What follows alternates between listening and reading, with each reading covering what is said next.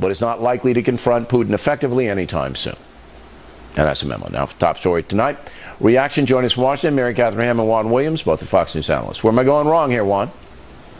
Well, first, I don't think, Putin is Hitler. I mean, Hitler, not only did he want to kill an entire race of people, but he wanted to conquer all of Europe. He was invading France. Do I have to school you in history? All right. In the mid-1930s, nobody knew that. All right. Because that wasn't on the drawing board yet.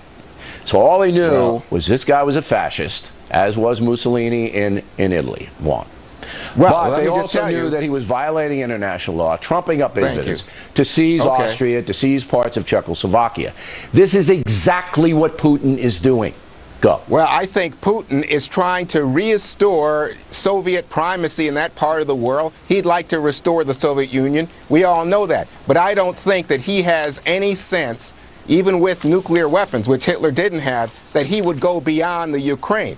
And the second thing to say is I think the Obama administration's been pretty strong here. As you know, the CIA director has been in Ukraine. As you know, Samantha Powers at the UN has spoken out. The president has imposed some sanctions. Wait a minute, Juan. I'm almost stunned. You think that President Obama has been strong in confronting Putin over his seizure of Crimea and is trumping up a violent incidents in Ukraine. You think the president has been strong. That's what you're telling the audience here?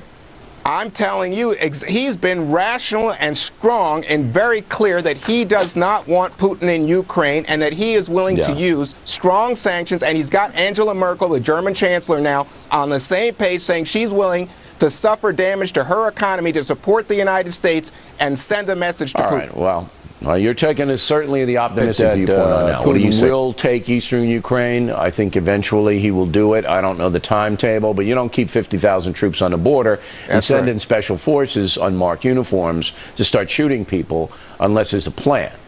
And so you're going to make a prediction that once Putin invades eastern Ukraine, that Obama's going to get real tough with Putin? Is that what you're saying, Juan?